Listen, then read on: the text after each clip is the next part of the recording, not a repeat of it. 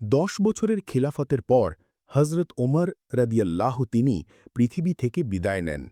কিন্তু তাঁর ওফাতের মাত্র ৩ দিন পর হজরত উসমান রাদিয়াল্লাহু মুসলমানদের নতুন খলিফা হন, যিনি একজন মহান সাহাবী হওয়ার পাশাপাশি পৃথিবীর অন্যতম ধনী ব্যক্তিদের মধ্যেও একজন ছিলেন।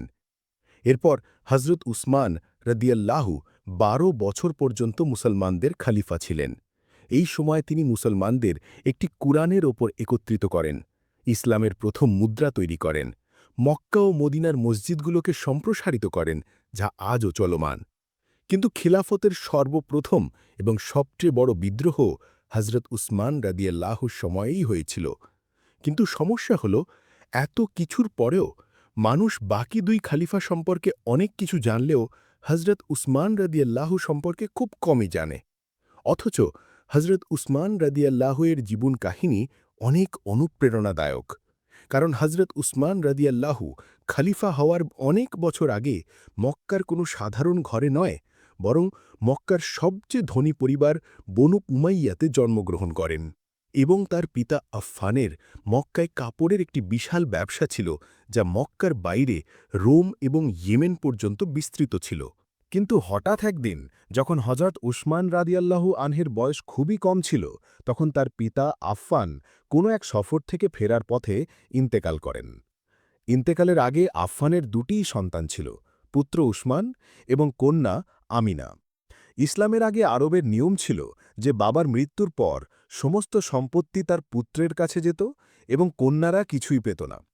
এ কারণেই স্বাভাবিকভাবে আফফানের পুরো ব্যবসা এবং সমস্ত সম্পত্তি খুব অল্প বয়সেই হজরত উসমান রাদিয়াল্লাহু আনহু পেয়ে যান, যার কারণে খুবই অল্প বয়সে হজরত উসমান রাদিয়াল্লাহু আনহু মক্কার অন্যতম ধনী ব্যক্তিদের একজন হয়ে ওঠেন।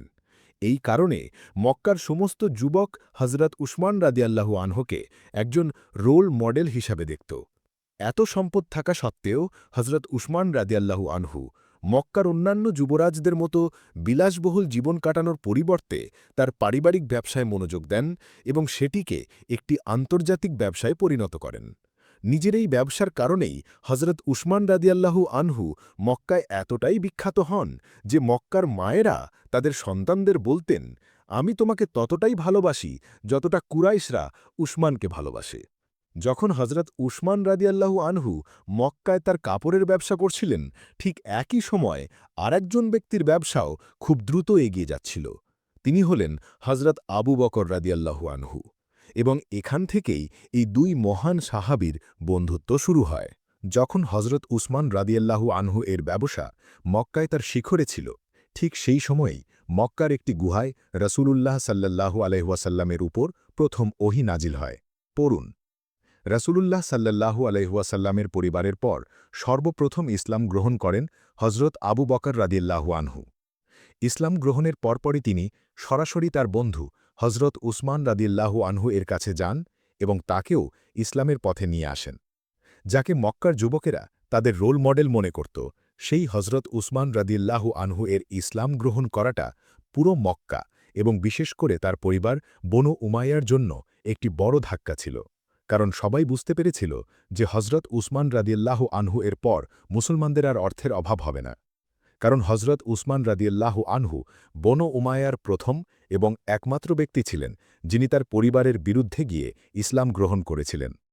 যখন রাসূলুল্লাহ সাল্লাল্লাহু আলাইহি ওয়াসাল্লাম মক্কায় মানুষকে ইসলামের দিকে আহ্বান করতে লাগলেন, তখন প্রথমে মানুষ মনে করেছিল যে মুহাম্মদ সাল্লাল্লাহু আলাইহি ওয়াসাল্লাম এ সব কিছু শুধু তার পরিবার বনু হাশিমকে প্রচার করার জন্য করছেন। এজন্য মানুষ ইসলামকে কেবল একটি গোত্রের ধর্ম বলে মনে করত। কিন্তু হঠাৎ একদিন কুরআনের একটি সূরা নাজিল হয়, সূরা আল মাসাদ, যেখানে আল্লাহ মক্কার সকল মানুষকে বাদ দিয়ে রাসূলুল্লাহ সাল্লাল্লাহু আলাইহি ওয়াসাল্লামের চাচা আবু লাহাব এবং তার স্ত্রীর জন্য অত্যন্ত কঠোর শব্দ ব্যবহার করেছেন, যাতে এই আয়াতগুলোর মাধ্যমে সবাই বুঝতে পারে যে ইসলাম কোনো নির্দিষ্ট পরিবারের জন্য নয়, বরং সমগ্র বিশ্বের জন্য। কিন্তু সমস্যা ছিল, যে চাচার সম্পর্কে কোরআনের এই আয়াতগুলো নাজিল হয়েছিল, তারই দুই ছেলের সাথে রাসূলুল্লাহ সাল্লাল্লাহু আলাইহি ওয়াসাল্লামের দুই মেয়ের বিয়ে হয়ে গিয়েছিল। তো যখন এই আয়াতগুলো সম্পর্কে রাসূলুল্লাহ সাল্লাল্লাহু আলাইহি ওয়াসাল্লামের চাচা আবু লাহাব এবং তার স্ত্রী জানতে পারল, তখন তারা খুবই রাগান্বিত হয় এবং তারা রাসূলুল্লাহ সাল্লাল্লাহু আলাইহি ওয়াসাল্লামের থেকে প্রতিশোধ নেওয়ার জন্য তাদের ছেলেদেরকে আদেশ দেয় রাসূলুল্লাহ সাল্লাল্লাহু আলাইহি ওয়াসাল্লামের মেয়েদের তালাক দিতে।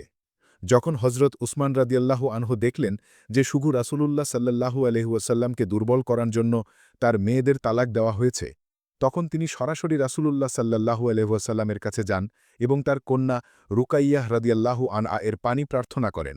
এভাবে হজরত উসমান রাদিয়াল্লাহু আনহু রাসূলুল্লাহ সাল্লাল্লাহু আলাইহি ওয়াসাল্লামের অত্যন্ত ঘনিষ্ঠ হয়ে ওঠেন। এটা দেখে তার পরিবার বনু উমাইয়া আর সহ্য করতে পারল না, কারণ এটা বনু উমাইয়ার জন্য একটি বড় অপমান ছিল।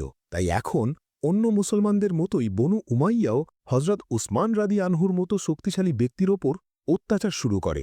বলা হয় যে তার এক চাচা হাকাম তাকে দড়ি দিয়ে বেঁধে মারতেন এবং তার পুরো পরিবার তাকে ইসলাম ত্যাগ করতে বলত। কিন্তু হজরত উসমান রাদি আনহু এত কিছুর পরেও তার পরিবারের বিরুদ্ধে গিয়ে রাসূলুল্লাহ সাল্লাল্লাহু আলাইহি ওয়াসাল্লামের পাশে দাঁড়িয়েছিলেন। এর কিছুদিন পর মক্কায় এমন এক সময় আসে যখন কিছু মুসলমানের পক্ষে আর সেখানে থাকা সম্ভব হচ্ছিল না, কারণ মক্কার লোকেরা তখন মক্কার 2 মুসলমানকে শহীদ করে দিয়েছিল। তখন রাসূলুল্লাহ সাল্লাল্লাহু আলাইহি ওয়াসাল্লাম সেই মুসলমানদের আদেশ দেন আরব ছেড়ে হাবশায় হিজরত করার জন্য, যেখানে একজন ন্যায়পরায়ণ বাদশাহ তাদের অবশ্যই সাহায্য করবেন। রাসূলুল্লাহ সাল্লাল্লাহু আলাইহি ওয়াসাল্লামের এই আদেশের পর হজরত উসমান রাদি আনহু তার স্ত্রী রুকাইয়াহ রাদি আনহা এবং তার আরও কিছু মুসলমানের সাথে আরব ছেড়ে ইথিওপিয়া অর্থাৎ হাবশার দিকে চলে যান এবং সেখানে গিয়ে আবারও হজরত উসমান রাদি আনহু তার ব্যবসায়িক জ্ঞান ব্যবহার করে একটি নতুন ব্যবসা প্রতিষ্ঠা করেন। যখন হজরত উসমান রাদি আনহু হাবশায় ছিলেন তখন মক্কার লোকেরা রাসূলুল্লাহ সাল্লাল্লাহু আলাইহি ওয়াসাল্লাম এবং তার পরিবারকে বয়কট করে তাদের উপর অনেক অত্যাচার করে, কিন্তু হজরত উসমান রাদি আনহু মক্কা থেকে অনেক দূরে থাকার কারণে রাসূলুল্লাহ সাল্লাল্লাহু আলাইহি ওয়াসাল্লামকে সাহায্য করতে পারেননি। হাবশায় 4 বছর কাটানোর পর হঠাৎ সেখানে একটি গুজব ছড়িয়ে পড়ে যে মক্কার সমস্ত মানুষ ইসলাম গ্রহণ করেছে। এই কথা শুনে হজরত উসমান রাদি আনহু এবং অন্যান্য মুসলমানরা হাবশা ছেড়ে মক্কার দিকে ফিরে আসেন, কিন্তু এখানে এসে তারা দেখেন যে এসব কিছুই ছিল একেবারে মিথ্যা। তবে মক্কা থেকে হাবশায় ফিরে না গিয়ে রাসূলুল্লাহ সাল্লাল্লাহু আলাইহি ওয়াসাল্লাম মুসলমানদের মদিনার দিকে হিজরত করার নির্দেশ দেন। মদিনা মক্কা থেকে সম্পূর্ণ বিপরীত একটি অত্যন্ত দরিদ্র এলাকা ছিল এবং সেখানে মুসলমানদের অবস্থা এতটাই খারাপ ছিল যে তাদের কাছে পানের জন্য পানিও সহজলভ্য ছিল না। এই অবস্থা দেখে রাসূলুল্লাহ মদিনার সকল মুসলমানকে একত্রিত করেন এবং তাদের বলেন যে মুসলমান ওই ইহুদির কাছ থেকে বীর রুমা নামক কূপটি কিনে মুসলমানদের জন্য খুলে দেবে, তার স্থান হবে জান্নাতে। স্বাভাবিকভাবেই মদিনায় এমন কেউ ছিল না যে এত কঠিন পরিস্থিতিতে এই কূপটি কেনার সামর্থ্য রাখত, কিন্তু কেবল একজন ব্যক্তি ছিলেন যার ব্যবসা শাম, ইয়েমেন এবং হাবশা পর্যন্ত বিস্তৃত ছিল। তিনি হলেন হজরত উসমান রাদিয়াল্লাহু আনহু। হজরত উসমান রাদিয়াল্লাহু আনহু সরাসরি সেই ইহুদির কাছে গেলেন, কিন্তু সেই ইহুদি বলল যে সে এই কূপ বিক্রি করতে চায় না। তখন হজরত উসমান রাদিয়াল্লাহু আনহু ইহুদির সাথে একটি চুক্তি করেন এবং তার কাছ থেকে অর্ধেক কূপ কিনে নেন। অর্থাৎ একদিন এই কূপটি হজরত উসমান রাদিয়াল্লাহু আনহুর থাকবে এবং আরেকদিন ইহুদির। সেই ইহুদি সানন্দে এই প্রস্তাব গ্রহণ করে, কিন্তু কিছুদিন পরেই সে বুঝতে পারে যে সে একটি বড় ভুল করেছে, কারণ যেদিন এই কূপটি হজরত উসমান রাদিয়াল্লাহু আনহুর কাছে থাকত সেদিন মদিনার সমস্ত লোক এসে এই কূপ থেকে পানি ভরে নিয়ে যেত, আর পরের দিন ইহুদির কাছে পানি নেবার জন্য কেউই আসত না। অর্থাৎ এই কূপ থেকে ইহুদির আয় একেবারেই বন্ধ হয়ে গিয়েছিল।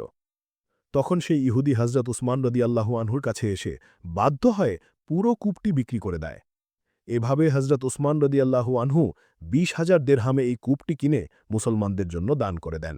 হজরত উসমান রাদিয়াল্লাহু এর এই দান এতটাই মহান ছিল যে আজও সারা বিশ্ব তা স্মরণ করে, কারণ এই কূপ এবং এর আশেপাশের জমি আজও সৌদি আরবে হজরত উসমান রাদিয়াল্লাহু এর নামে নিবন্ধিত রয়েছে এবং এই কূপ ও এর আশেপাশের জমি থেকে যে আয় হয় তা দিয়ে মদিনায় হজরত উসমান রাদিয়াল্লাহু এর নামেই একটি বিশাল হোটেল তৈরি করা হয়েছে। এই হোটেলটি প্রতিবছর হজরত উসমান রাদিয়াল্লাহু এর নামে 50 মিলিয়ন রিয়াল আয় করে, 5 কোটি রিয়াল, যা প্রায় 400 কোটি টাকার সমান, যার পুরোটাই গরিবদের মধ্যে বিতরণ করে দেওয়া হয়। অর্থাৎ হজরত উসমান রাদিয়াল্লাহু হলেন সেই একমাত্র সাহাবী যার নামে আজও আল্লাহর পথে কোটি কোটি টাকা দান করা হয়। এই কূপটি কেনার কিছুদিন পরেই ইসলামের প্রথম যুদ্ধের সময় আসে বদর যুদ্ধ, যেখানে রাসূলুল্লাহ সাল্লাল্লাহু আলাইহি ওয়াসাল্লাম মদিনা থেকে 313 জন মুসলমানের সৈন্যদল নিয়ে বদরের দিকে রওনা হন। কিন্তু সমস্যা ছিল হজরত উসমান রাদিয়াল্লাহু মুসলমানদের এই সৈন্যদলে ছিলেন না, কারণ তার স্ত্রী এবং রাসূলুল্লাহ সাল্লাল্লাহু আলাইহি ওয়াসাল্লামের কন্যা রুকাইয়া রাদিয়াল্লাহু এর শারীরিক অবস্থা খুবই খারাপ ছিল এবং তিনি এই পৃথিবী থেকে বিদায় নিয়েছিলেন। যখন রাসূলুল্লাহ সাল্লাল্লাহু আলাইহি ওয়াসাল্লাম বদর যুদ্ধ জয় করে মদিনায় ফিরে আসেন, তখন মুসলমানরা খুব খুশি ছিল এবং যুদ্ধ জয়ের উৎসব করছিল। কিন্তু ঠিক তখনই রাসূলুল্লাহ সাল্লাল্লাহু আলাইহি ওয়াসাল্লামকে তার কন্যা রুকাইয়াহ রাদিয়াল্লাহু এর মৃত্যুর খবর দেওয়া হয়, যার ফলে রাসূলুল্লাহ সাল্লাল্লাহু আলাইহি ওয়াসাল্লাম এই বিজয়ের দিনেও অত্যন্ত দুঃখিত হন। রুকাইয়াহ রাদিয়াল্লাহু এর মৃত্যুর পর মদিনার লোকেরা দেখল যে হযরত উসমান রাদিয়াল্লাহু খুবই দুঃখিত এবং চিন্তিত থাকবে শুরু করেছেন। যখন তাকে এর কারণ জিজ্ঞাসা করা হলো, তখন তিনি বললেন যে রুকাইয়াহের মৃত্যুর দুঃখ তো আমার আছেই, কিন্তু আমার এই দুঃখও হচ্ছে যে তার চলে যাওয়ার পর রাসূলুল্লাহ সাল্লাল্লাহু আলাইহি ওয়াসাল্লামের সাথে আমার সম্পর্ক ছিন্ন হয়ে গেছে। এই কথা শুনে রাসূলুল্লাহ সাল্লাল্লাহু আলাইহি ওয়াসাল্লাম তার দ্বিতীয় কন্যা উম্মে কুলসুম রাদিয়াল্লাহু এর সাথেও হযরত উসমান রাদিয়াল্লাহু এর বিয়ে দেন। এরপর হযরত উসমান রাদিয়াল্লাহু এর নাম হয় জুন্নারাইন, অর্থাৎ দুই নূরের অধিকারী। বদরের যুদ্ধই ছিল একমাত্র ঘটনা যেখানে হযরত উসমান রাদিয়াল্লাহু মুসলমানদের সাথে অংশগ্রহণ করেননি, কারণ বদরের পর হযরত উসমান রাদিয়াল্লাহু ইসলামের প্রতিটি বড় যুদ্ধ, যেমন উহুদ এবং খন্দকের মতো বড় যুদ্ধগুলোতেও অংশগ্রহণ করেছিলেন। আর এরপর আসে হযরত উসমান রাদিয়াল্লাহু আনহু এর জীবনের সবচেয়ে গুরুত্বপূর্ণ ঘটনা। খন্দকের যুদ্ধের পর মুসলমানরা যখন মদিনা থেকে উমরা করার জন্য মক্কার দিকে রওনা হয়, তখন তারা মক্কার কাছাকাছি পৌঁছালে রসূলুল্লাহ সাল্লাল্লাহু আলাইহি ওয়াসাল্লাম হযরত উমর রাদিয়াল্লাহু আনহুকে আদেশ দেন। এরপর সকল মুসলমান এসে রসূলুল্লাহ সাল্লাল্লাহু আলাইহি সাল্লামের হাতে বায়াত গ্রহণ করে এবং হযরত উসমান রাদিয়াল্লাহু আনহুর পক্ষ থেকে রসূলুল্লাহ সাল্লাল্লাহু আলাইহি সাল্লাম এক হাত অন্য হাতের উপর রেখে তার পক্ষ থেকেও বায়াত গ্রহণ করেন।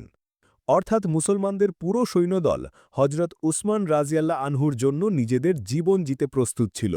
কিন্তু এই যুদ্ধ কখনোই হয়নি, কারণ এটি ছিল একটি মিথ্যা গুজব, এবং হযরত উসমান রাদিয়াল্লাহু আনহু সম্পূর্ণ সুস্থ অবস্থায় ফিরে এসে মুসলমানদের সাথে যোগ দেন। এই বায়াতকে বায়াত উর রিদওয়ান বলা হয়, এবং এটি এতটাই গুরুত্বপূর্ণ বায়াত ছিল যে যে গাছের নিচে মুসলমানরা বায়াত গ্রহণ করেছিল সেই গাছটির উল্লেখ কোরআনেও করা হয়েছে। এখানে একটি খুবই আকর্ষণীয় বিষয় হল, এর অনেক বছর পর হযরত ওমর রাদিয়াল্লাহু আনহুর খেলাফতকালে যখনই মুসলমানরা হজ করতে আসতেন, তারা এই গাছের কাছে গিয়েও হাজিরা দিতেন।